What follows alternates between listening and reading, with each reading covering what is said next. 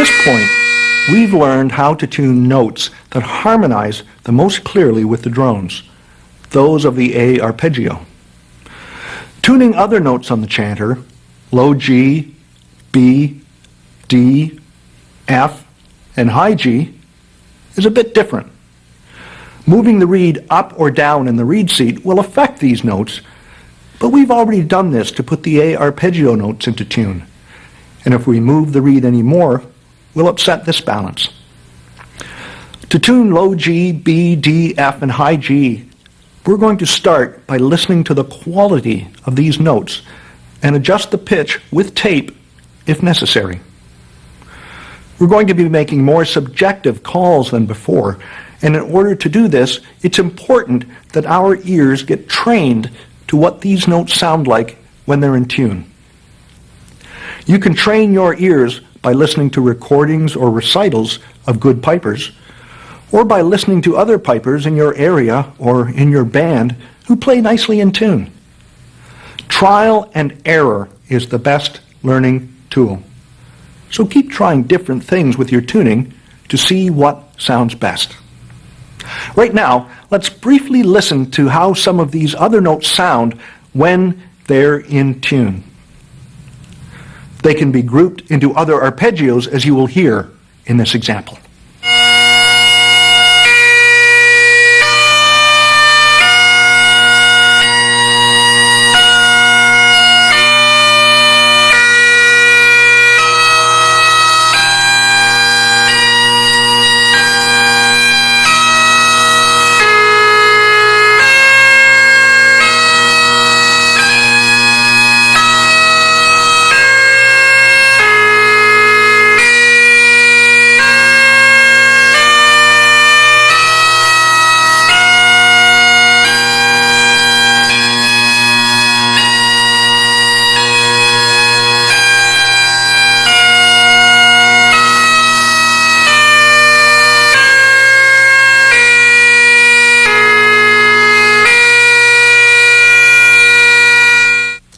We'll play that example of a well-tuned chanter for you a couple more times in this video to help you train your ears to their proper sound. Now, let's take a look at how we would put these notes in tune on our not-so-well-tuned chanter.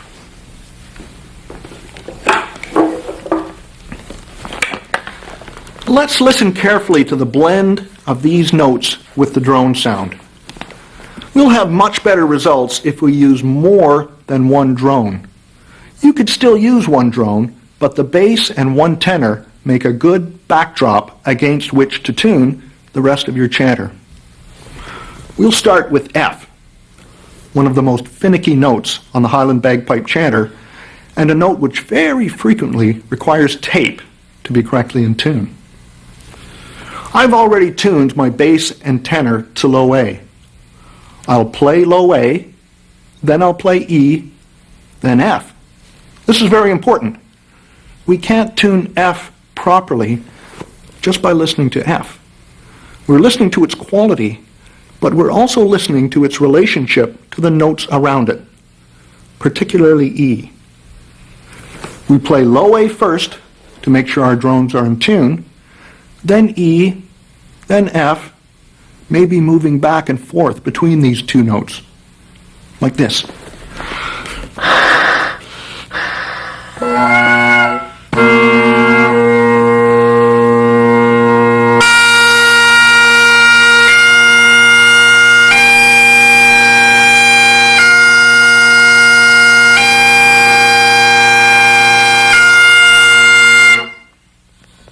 Those of you with some tuning experience can probably hear that this F is sharp. It has a piercing, unpleasant sound. Listen again.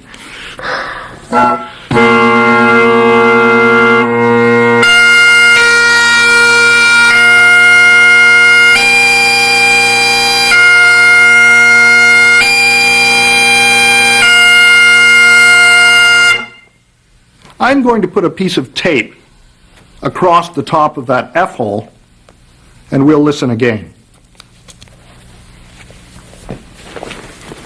There we go.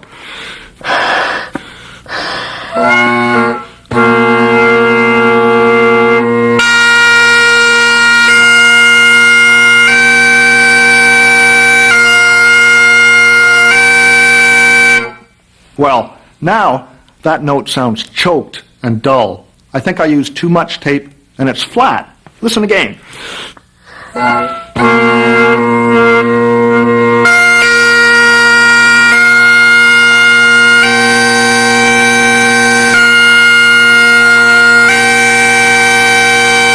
Yes, that's flat. Too much tape on that F. Let's remove some of it and try again.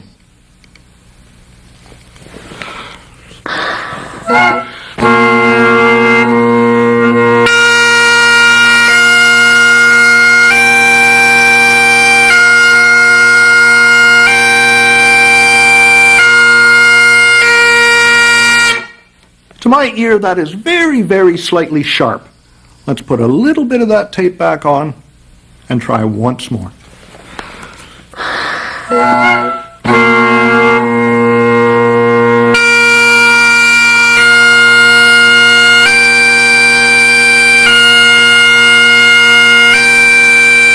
Oh, touch flat. This is pretty normal when you're trying to get the tape right on your chanter, to move it this way and that way just a little bit until you get it just right.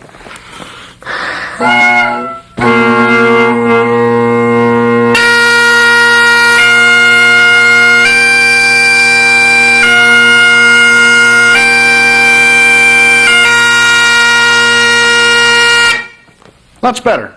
Now, as you play your pipes more, you might adjust that tape a bit more one way or another as the reed changes. This is common among good pipers, to be constantly listening to every note on the chanter and adjusting them as required. One more point to make before we move on to another note. If the F is flat, but there is no tape on the hole, we may wish to try another reed. There isn't a lot we can do with a flat note, and flat Fs in some reed chanter combinations are fairly common. In most cases, the reed is at fault. If the note is only a touch flat, sometimes pushing the reed deeper in the reed seat will help. But then we may upset the balance of our A arpeggio notes. If these notes are in tune and your F is flat with no tape on it, try another reed. Now, before we move on to another note, let's listen to our finely tuned chanter again.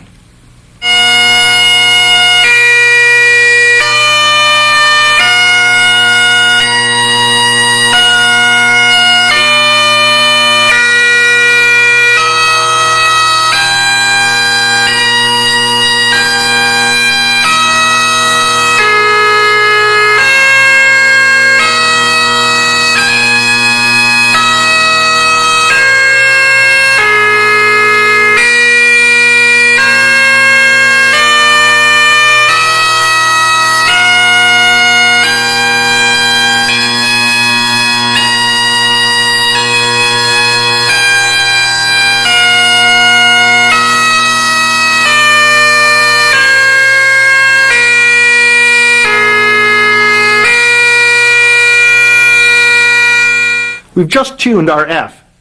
Let's finish off the top hand with high G. First, we make sure our drones are still in tune with low A. Then we play E, F, high G, and high A to listen to the relationships between these notes.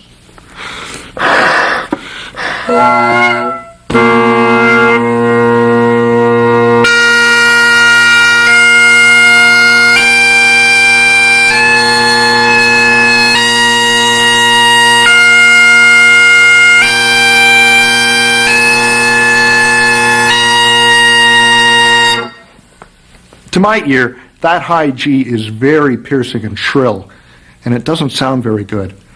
That's the sound of a sharp high G. Listen once more.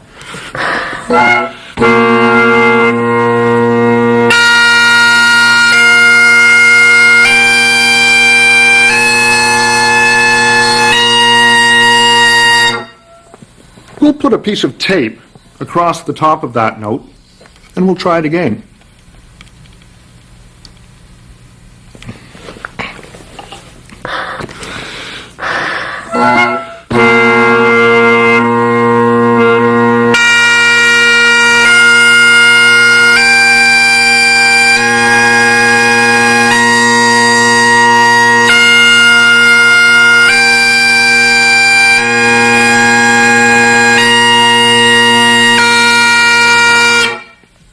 Now, that note is choked and dull and not very pretty. Too much tape. I need to take some off.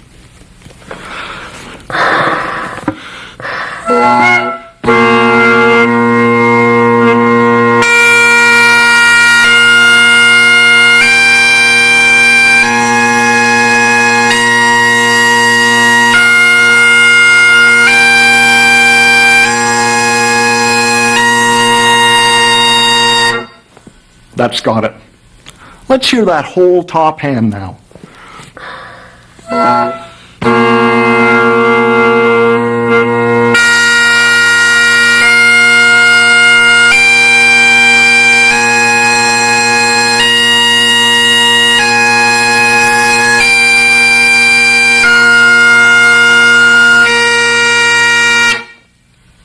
That's pretty close.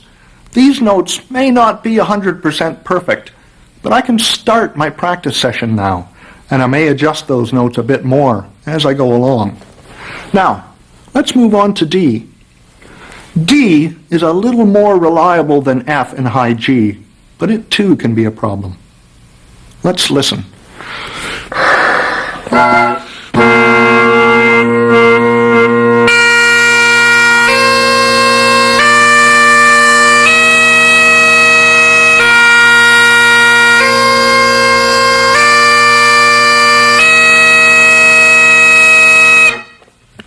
Again, we don't simply play the note we're tuning. We see how it sounds in context with the notes around us. This helps us detect sharpness or flatness. You may have heard that my D had a yawning quality to it that indicates sharpness. Let's listen once more.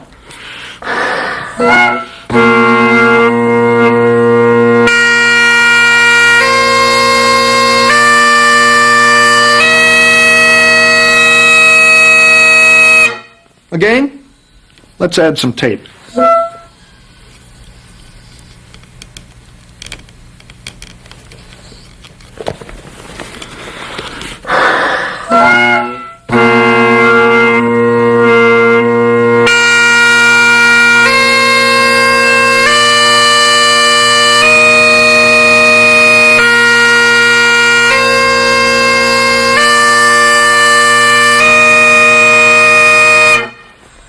Too much tape. That dull, horrible sound is flatness. As we discovered with the F, if you're getting this sound with no tape on the chanter, you might consider a different reed. Sometimes a flat note will get a bit sharper as the reed is blown in, but usually it won't change much. Let's remove some of this tape and try again.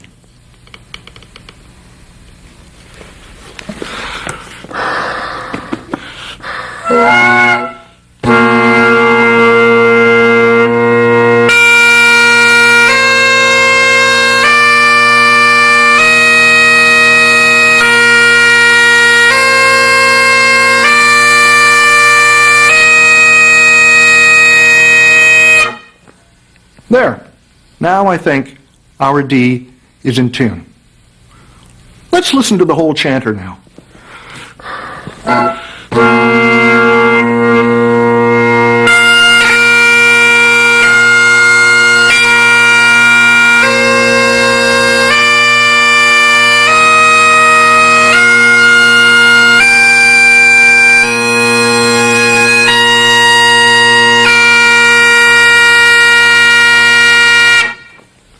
That's pretty close. That's a good place to start.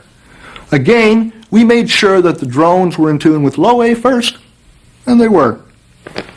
Before we finish with tuning the chanter, let's talk about B and low G.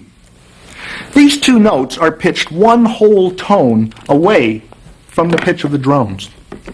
In musical terms, the interval this produces is called dissonant. This means that, even when in tune, these notes tend to sound like they are fighting each other a little bit.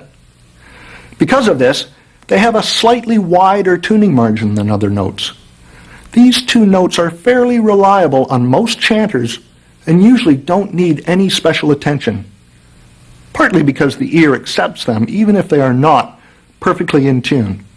However, you may encounter a sharp or flat low G now and again. The pitch of the low G is controlled by the sound holes, or low G holes, located here. If your low G is a bit sharp, you can apply a bit of tape to each of these holes. Even if you think your low G is sharp, put some tape on the sound holes and see if it sounds better. You can always take it off again.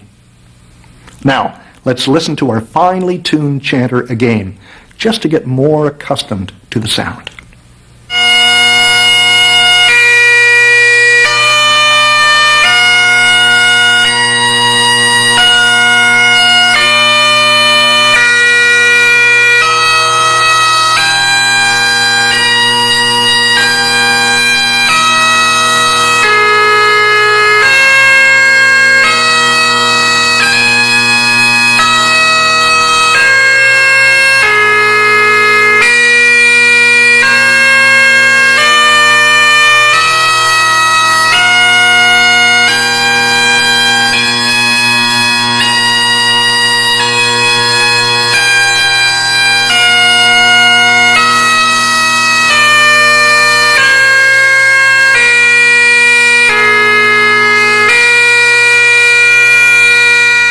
Here is the chanter we've been working on. With a bit more fine-tuning, we could get this one sounding as perfectly tuned as the one you just heard. Let's study the tape we've put on this chanter for a minute. As you can see, we have a chanter and reed that go very well together and require no special tuning of the A arpeggio notes, C and E. D, F, and high G are all a bit sharp. If your chanter is well tuned, 3 or 4 pieces of tape is not unusual. Here are 2 chanters that I currently play. As you can see, I'm not afraid of using tape, and these chanters are very in tune. Remember, too, that there is no guarantee once you have the tape set and a chanter tuned that it's going to stay that way. As you play, keep listening. You may need to adjust a note every now and then. For example, I have one reed which, when I start playing, has a slightly sharp F and high G. However, I've learned from experience that in the first 10 minutes I play, that reed will pick up a bit of moisture and those 2 notes will flatten down just slightly.